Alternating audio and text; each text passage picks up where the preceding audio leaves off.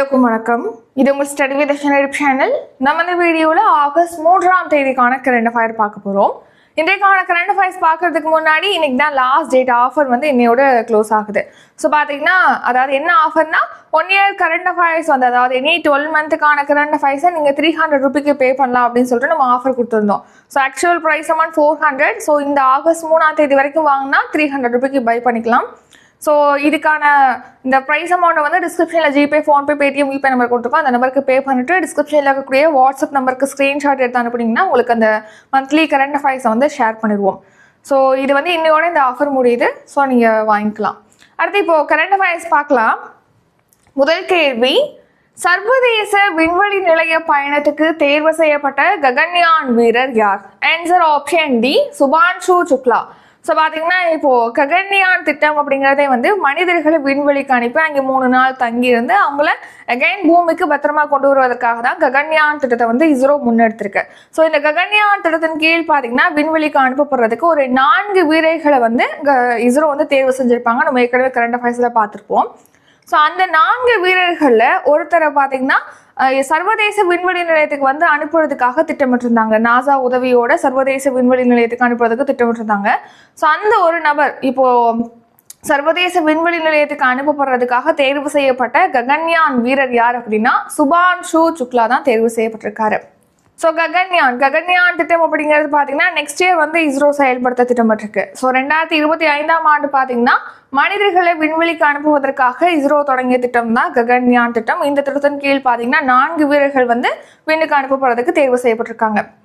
So அதில் பார்த்தீங்கன்னா ஒரு வீரர் சுபான்ஷு சுக்லா வந்து இப்போ சர்வதேச விண்வெளி நிலையத்துக்கு வந்து பயணம் மேற்கொள்றதுக்கு தேர்வு செய்யப்பட்டிருக்காங்க. ஸோ இவர் வந்து group captain Shubhanshu Shukla. So இவருக்கு மாற்று வீரராக ஒருவேளை ஏதேனும் ஒரு காரணங்களால் இவரால் போக முடியல அப்படின்னா மாற்று வீரராக குரூப் கேப்டன் பிரசாந்த் பாலகிருஷ்ணன் நாயர் வந்து தேர்வு செய்யப்பட்டிருக்காங்க. ஸோ இப்போ 2 வீரர்கள் நம்ம பார்த்துட்டோம். மொத்தமாக 4 வீரர்கள் ககன்யான் வீரர்கள்னு சொல்லி பார்த்தோம். அந்த மீதமுள்ள 2 வீரர்கள் யார் யார் அப்படிங்கிறத நீங்கள் கமெண்ட் பண்ணிருங்க. இது உங்களுக்கான கொஸ்டின். இரண்டாவது கேள்வி, இந்தியாவில் எத்தனை மக்களுக்கு ஒரு மருத்துவர் உள்ளனர்? ஆன்சர் ஆப்ஷன் பி, 836 பேர். ஸோ பார்த்தீங்கன்னா இப்போது பேஷண்ட் டாக்டர் ரேஷியோ இப்போது ஒரு நாட்டை பொறுத்த வரைக்கும் பார்த்தீங்கன்னா உலக சுகாதார அமைப்பு வந்து 1000 மருத்துவர்களுக்கு 1000 பேஷண்ட்ஸ்க்கு வந்து ஒரு மருத்துவர் இருக்கணும் அப்படின்னு சொல்லிட்டு உலக சுகாதார அமைப்பு தெரிவிச்சிருக்கு. நம்ம இந்தியாவில் எத்தனை பேருக்கு எத்தனை ஒரு மருத்துவர் இருக்காங்க அப்படின்னு பார்க்கும்போது 836 பேருக்கு வந்து ஒரு மருத்துவர் இருப்பதாக இப்போ தெரிவிச்சிருக்காங்க.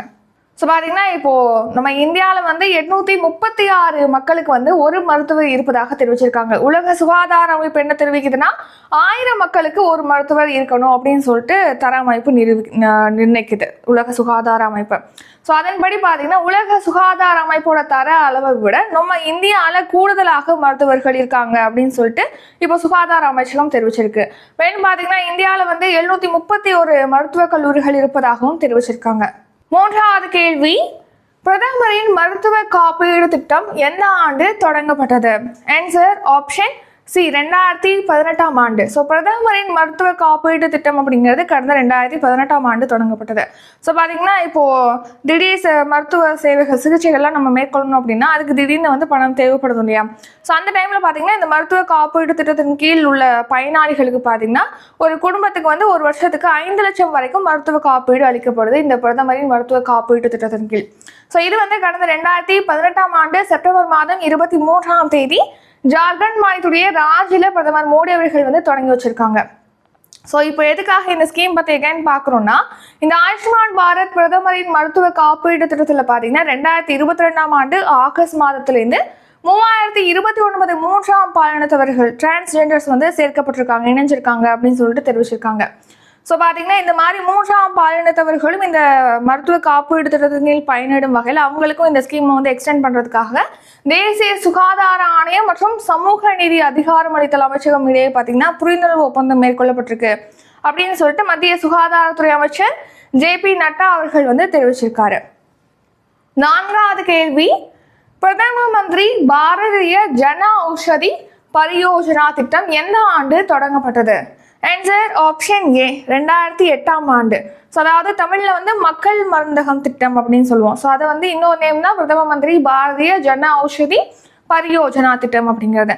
மக்கள் மருந்தகம் திட்டம் அப்படிங்கிறது மக்களுக்கு வந்து அதாவது குறைந்த விலையில மலிவான விலையில அவங்களுக்கு மருந்துகள் வழங்கணும் அப்படிங்கிற நோக்கத்துல தான் 2008ஆம் ஆண்டு தொடங்கப்பட்டது.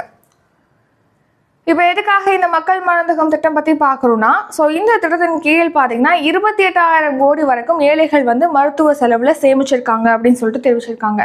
ஸோ பார்த்தீங்கன்னா மலிவான விலையில் வந்து மருந்துகள் மருத்துவ சாதனங்களை வந்து விற்கும் வகையில் தான் மக்கள் மருந்தகம் திட்டம் 2008ஆம் ஆண்டு தொடங்கப்பட்டது. ஸோ இந்த திட்டத்தின் கீழ் பார்த்தீங்கன்னா நம்ம நாடு முழுக்க ஒரு 10,000 மக்கள் மருந்தகங்களானது அமைக்கப்பட்டிருக்கு. ஸோ இந்த மக்கள் மருந்தகங்களில் பார்த்தீங்கன்னா நார்மல் மெடிக்கல் ஸ்டோரை விட குறைந்த விலையில் கிடைக்கும், மலிவான விலையில். 1965 மருந்துகள் மற்றும் 235 மருத்துவ சாதனங்கள் பார்த்தீங்கன்னா 52லேருந்து 80% வரைக்கும் குறைவான விலையில் வந்து கிடைப்பதாக தெரிவிச்சிருக்காங்க. ஸோ இது வரைக்கும் பார்த்தீங்கன்னா இந்த மக்கள் மருந்தகம் திட்டம் மூலமாக மக்கள் பார்த்தீங்கன்னா 28,000 கோடிக்கும் மேலே அவங்க சேமிச்சிருக்காங்க மருத்துவ செலவில் அப்படின்னு சொல்லிட்டு தெரிவிச்சிருக்காங்க. 5வது கேள்வி, தேசிய ஊரக வேலை உறுதியளிப்பு திட்டம் எந்த ஆண்டு தொடங்கப்பட்டது? ஆன்சர் ஆப்ஷன் ஏ 2006ஆம் ஆண்டு. ஸோ தேசிய ஊரக வேலை உறுதியளிப்பு திட்டம், அதாவது 100 நாள் வேலை திட்டம் தான் இந்த மாதிரி சொல்கிறோம். ஸோ இது வந்து எப்போ தொடங்கப்பட்டதுன்னா 2006ஆம் ஆண்டு தொடங்கப்பட்டது. ஸோ பார்த்தீங்கன்னா கிராமப்புறங்களில் இருக்காங்களே ஏழை மக்கள், ஸோ அவங்களுக்கு வந்து ஒரு வருஷத்தில் குறைந்தது 100 நாட்களுக்கு வேலை கொடுத்து அதுக்கு வந்து குறைந்தபட்ச ஒரு ஊதியத்தை வழங்குவாங்க. ஸோ அதுக்கான திட்டம் தான் இந்த 100 நாள் வேலை திட்டம் அப்படிங்கிறது. இது எப்போனா 2006ஆம் ஆண்டு தொடங்கப்பட்டது. 2006ஆம் ஆண்டு பிப்ரவரி 2ஆம் தேதி அப்போது பிரதமராக இருந்த மன்மோகன் சிங் அவர்கள் தான் இந்த தேசிய ஊரக வேலை உறுதியளிப்பு திட்டத்தை தொடங்கி வச்சிருக்காரு. ஸோ இது வந்து 2009ஆம் ஆண்டு பெயர் மாற்றம் செய்யப்பட்டது. மகாத்மா காந்தி தேசிய ஊரக வேலை உறுதியளிப்பு திட்டம் அப்படின்னு சொல்லிட்டு 2009ஆம் ஆண்டு அது பெயர் மாற்றம் செய்யப்பட்டது. ஸோ இந்த திட்டம் பார்த்தீங்கன்னா 2006ஆம் ஆண்டு தொடங்கப்பட்டது. இது கிராமப்புறங்களில் முழுமையாக எப்போ செயல்படுத்தப்பட்டது அப்படின்னா 2008ஆம் ஆண்டு ஏப்ரல் 1 தேதி. இப்போ எதுக்காக இந்த 100 நாள் வேலை திட்டம் பற்றி பார்க்குறோம்னா, இந்த திட்டத்தின் கீழ் பார்த்தீங்கன்னா மொத்தமாக இப்போ 14.23 கோடி வேலை வாய்ப்பு அட்டைகள் வழங்கப்பட்டிருக்கு. அதில் பார்த்தீங்கன்னா 24.77 கோடி பேர் வந்து பணியில் இருக்காங்க அப்படின்னு சொல்லிட்டு தெரிவிச்சிருக்காங்க. மேலும் பார்த்தீங்கன்னா இப்போ இந்த திட்டத்தின் கீழ் வந்து 100 நாள் வேலை செய்வதற்காக அட்டை பெற்றிருப்பாங்க, வேலை பார்க்கறதுக்கான அட்டை. ஸோ அந்த அட்டை பார்த்தீங்கன்னா இப்போ 4.43 கோடி அட்டைகள் வந்து நீக்கப்பட்டிருப்பதாக தெரிவிச்சிருக்காங்க. ஏன்னா ஒரு குடும்பத்தில் இந்த மாதிரி 100 நாள் வேலைக்கான அட்டையை வந்து வாங்கிடுவாங்க. அதுக்கப்புறம் அவங்களுக்கு வேலை செய்யறதுக்கு விருப்பம் இல்லாமல் இருப்பாங்க. அதுலேயும் ஒரு சில பேர் வந்து கிராமங்களை விட்டு முழுமையாகவே வந்து நகரங்களுக்கு சென்றிருப்பாங்க. ஸோ அந்த மாதிரி ஆய்வு செஞ்சு பார்த்தீங்கன்னா 4.43 கோடி அட்டைகள் நீக்கப்பட்டிருப்பதாக தெரிவிச்சிருக்காங்க. 6வது கேள்வி, ஒலிம்பிக் பேட்மிண்டன் ஆடவர் ஒற்றையரில் அரையிறுதிக்கு முன்னேறிய முதல் இந்தியர் யார்? Answer option C Lakshya Sen. So பார்த்தீங்கன்னா இப்போ பாரிஸ் ஒலிம்பிக் போட்டி 33வது ஒலிம்பிக் போட்டி பாரிஸில் நடைபெற்று வருது. ஸோ இந்த ஒலிம்பிக் போட்டியை பொறுத்த வரைக்கும் நம்ம இந்தியா பார்த்தீங்கன்னா இது வரைக்கும் 3 வெண்கல பதக்கங்களை வெட்டிருக்கு. 3 வெண்கல பதக்கமே வந்து துப்பாக்கி சுடுதல் தான் வின் பண்ணியிருக்கு அப்படின்னு சொல்லிட்டு எஸ்டர்டே கரண்ட் அஃபேர்ஸில் பார்த்துருப்போம். இப்போ பேட்மிண்டன்ல பாத்தீங்கன்னா ஒலிம்பிக்ல பேட்மிண்டன்ல பாத்தீங்கன்னா அரையிறுதிக்கு ஆடவர் ஒற்றையர் பிரிவில் அரையிறுதி சுற்றுக்கு பாத்தீங்கன்னா முதல் இந்தியராக லக்ஷ்யா சென் வந்து முன்னேறி இருக்காரு. ஸோ இதுக்கு முன்னாடி வரைக்கும் பாத்தீங்கன்னா காலிறுதி வரைக்கும் தான் இந்திய வீரர்கள் சென்றிருக்காங்க. இப்போதான் முதல் முறையாக ஒலிம்பிக்ல வந்து அரையிறுதிக்கு நம்ம இந்திய வீரர் முன்னேறி இருக்காரு, அவர் தான் லக்ஷ்யா சென். அதே மாதிரி பார்த்தீங்கன்னா நெக்ஸ்ட் ஒலிம்பிக் ஹாக்கியில் பார்த்தீங்கன்னா கடந்த 52 ஆண்டுகளில் வந்து ஆஸ்திரேலியாவை இந்தியா வீழ்த்தியது கிடையாது. முதன்முறையாக இந்தியா வந்து வீழ்த்தியிருக்கு 52 ஆண்டுகளில் ஒலிம்பிக் வரலாற்றிலே முதன்முறையாக. ஸோ இதுக்கு முன்னாடி 1972 மியூனிக் ஒலிம்பிக் போட்டியில் தான் இந்தியா வந்து ஆஸ்திரேலியாவை வீழ்த்திருக்கும். இப்போ 52 வருடங்களுக்கு அப்புறமா இப்போ இந்திய ஹாக்கி அணி பார்த்தீங்கன்னா ஆஸ்திரேலியாவை வீழ்த்திருக்குது, அதாவது குரூப் சுற்றுல. நெக்ஸ்ட் ஜூடோவில் பார்த்தீங்கன்னா ஒரே இந்திய வீராங்கனையாக களமிறங்கியவங்க யார் அப்படின்னா துலிகா மான். ஸோ அவங்களுமே இப்போது தோற்றுட்டாங்க. அந்த ஜூடோவை பொறுத்த வரைக்கும் இந்த வருஷம் களமிறங்கிய ஒரே இந்திய வீராங்கனை வந்து துலிகா மான் தான். 7வது கேள்வி, மாநில ஆளுநர்கள் மாநாடு எங்கு தொடங்கப்பட்டுள்ளது? Answer option A Delhi. So பார்த்தீங்கன்னா இப்போ நம்ம இந்தியாவில் இருக்கக்கூடிய அனைத்து மாநிலங்களில் இருக்கக்கூடிய ஆளுநர்கள், அடுத்து மத்திய அமைச்சர்கள், இன்னும் சில அதிகாரிகள் பங்கேற்பதற்கான மாநில ஆளுநர்கள் மாநாடு பார்த்தீங்கன்னா இப்போ தில்லியில் நடைபெற்றிருக்கு. இது 2 நாள் மாநாடு. ஸோ இந்த மாநில ஆளுநர்கள் மாநாடு யாருடைய தலைமையில் நடைபெற்றது அப்படின்னா குடியரசுத் தலைவர் தலைமையில். ஸோ குடியரசுத் தலைவர் திரௌபதி முர்மு அவர்கள் தலைமையில் தான் இந்த மாநில ஆளுநர்கள் மாநாடானது இப்போ நடைபெற்றிருக்கு. ஸோ இந்த மாநாட்டில் பார்த்தீங்கன்னா மத்திய அரசுக்கும் மாநில அரசுக்கும் இடையிலான உறவை வந்து இன்னும் வலுப்படுத்துறது, அடுத்து நலத்திட்டங்கள், ஏழை மக்களுக்கான நலத்திட்டங்கள் குறித்து விவாதிக்கப்பட்டிருக்கு அப்படின்னு சொல்லிட்டு தெரிவிச்சிருக்காங்க. நெக்ஸ்ட் 8வது கேள்வி, தேசிய தேர்வு முகமையால் நடத்தப்படும் தேர்வுகளை கண்காணிக்க யாருடைய தலைமையில் உயர்மட்ட குழு அமைக்கப்பட்டுள்ளது? Answer option B, Radhakrishnan. So இதை நம்ம ஏற்கனவே பார்த்துருப்போம். ஸோ பார்த்தீங்கன்னா என்டிஏ தேசிய தேர்வு முகமை நடத்துகிறாங்களா, நீட் எக்ஸாம், நெட் எக்ஸாம், இந்த மாதிரி நிறைய எக்ஸாம் நடத்துகிறாங்க இல்லையா? ஸோ அந்த தேர்வுகளை வந்து கண்காணிக்கிறதுக்காக இந்த ராதாகிருஷ்ணன் அவர்கள் தலைமையில் பார்த்தீங்கன்னா உயர்மட்ட குழுவை மத்திய கல்வி அமைச்சகம் வந்து அமைச்சிருக்காங்க. இப்போ எதுக்காக இந்த உயர்மட்ட குழு பற்றி பார்க்குறோன்னா, இப்போது நீட் எக்ஸாமில் முறைகேடு நடந்துச்சுன்னு சொல்லி பார்த்துருப்போம். ஸோ அந்த நீட் எக்ஸாமை பார்த்தீங்கன்னா முழுவதுமாக ரத்து செய்யணும் அப்படின்னு சொல்லிட்டு உச்சநீதிமன்றத்தில் வழக்கு தொடர்ந்துருக்காங்க. ஸோ அதை விசாரித்த உச்சநீதிமன்றம் பார்த்தீங்கன்னா அந்த நீட் எக்ஸாமை ரத்து செய்ய முடியாது அப்படின்னு சொல்லிட்டு தெரிவிச்சிருக்கு. ஸோ ஏன் வந்து ரத்து செய்ய முடியாது அப்படின்னு சொல்லியிருக்காங்கன்னா, ஸோ இந்த வினாத்தாள் கசிவு சர்ச்சையின் போது பார்த்தீங்கன்னா அதில் வந்து புனிதத்தன்மை மொத்தமாக அதில் போகலை, அதாவது புனிதத்தன்மை முழுமையாக பாதிக்கப்படலை, அதனால இதை ரத்து செய்ய முடியாது. இப்படி ரத்து செஞ்சோம் நீட் எக்ஸாம் அப்படின்னா அந்த நீட் எக்ஸாம் எழுதுனா 20 லட்சத்துக்கும் மேற்பட்ட மாணவிகளுக்கு வந்து கொஞ்சம் பிரச்சனையாக இருக்கும். ஏன்னா அவங்க எக்ஸாம் எழுதி படித்து முடிச்சிருக்காங்க. இப்போ ரத்து செஞ்சோம்னா அவங்களுக்கு வந்து டிசப்பாயின்மெண்ட்டாக இருக்கும். ஸோ அதனால நம்ம ரத்து செய்ய முடியாது அப்படின்னு சொல்லிட்டு தெரிவிச்சிருக்காங்க. மேலும் அந்த தீர்ப்பில் பார்த்தீங்கன்னா உச்சநீதிமன்றம் வந்து இந்த உயர்மட்ட குழுவுக்கு ஒரு சில பரிந்துரைகளும் வழங்கியிருக்காங்க, இப்படிலாம் பண்ணுங்க அப்படின்னு சொல்லிட்டு. அதாவது இப்போ ஆள்மாறாட்டத்தை தடுக்கிறதுக்கு ஒரு சில பரிந்துரைகளை நீங்கள் வழங்குங்க அப்படின்னு சொல்லிட்டு இந்த உயர்மட்ட குழுவுக்கு வந்து உச்சநீதிமன்றம் தெரிவிச்சிருக்கு. அதே மாதிரி இப்போது நவீன தொழில்நுட்பம் மூலமாக இப்போது ஃப்ராடு தான் நடக்காத அளவுக்கு நவீன தொழில்நுட்பம் மூலமாக எக்ஸாமை கண்டக்ட் பண்ணுறதுக்கு என்ன வழி இருக்குது அப்படின்னு சொல்லிட்டு ஆய்வு செய்யுங்க. அதே மாதிரி இந்த மாதிரி நீட் தேர்வு எழுதக்கூடிய மாணவிகளுக்கு வந்து கவுன்சிலிங் முறையை கொண்டு வாங்க அப்படின்னா வந்து உச்சநீதிமன்றம் இந்த உயர்மட்ட குழுவுக்கு வந்து வலியுறுத்தியிருக்கு. ஸோ இந்த உயர்மட்ட குழு அப்படிங்கிறது தேசிய தேர்வு முகமையால் நடத்தப்படக்கூடிய தேர்வுகளை கண்காணிக்கிறதுக்காக அமைக்கப்பட்டது. ஸோ யாருடைய தலைமையில்? ராதாகிருஷ்ணன் அவர்கள் தலைமையில். ராதாகிருஷ்ணன் என்பவர் வந்து இஸ்ரோவுடைய முன்னாள் தலைவர். ஸோ இந்த உயர்மட்ட குழு பார்த்தீங்கன்னா ராதாகிருஷ்ணன் அவர்கள் தலைமையில் 7 பேர் கொண்ட குழுவாக அமைக்கப்பட்டிருக்கு. ஸோ இந்த குழு பார்த்தீங்கன்னா வர செப்டம்பர் 30 அவங்களுடைய அறிக்கையை வந்து சமர்ப்பிக்கணும் அப்படின்னு உச்சநீதிமன்றம் தெரிவிச்சிருக்கு. 9வது கேள்வி, தேசிய கரோனா தடுப்பூசி திட்டத்தின் கீழ் இலவசமாக தடுப்பூசிகள் வழங்க எத்தனை கோடி செலவு செய்யப்பட்டுள்ளது? ஆன்சர் ஆப்ஷன் ஏ, 36,397 கோடி. ஸோ பார்த்தீங்கன்னா 2009ஆம் ஆண்டு கரோனா அப்படிங்கிறது சீனாவின் ஊகான் நகரத்திலேருந்து பரவ தொடங்கியது.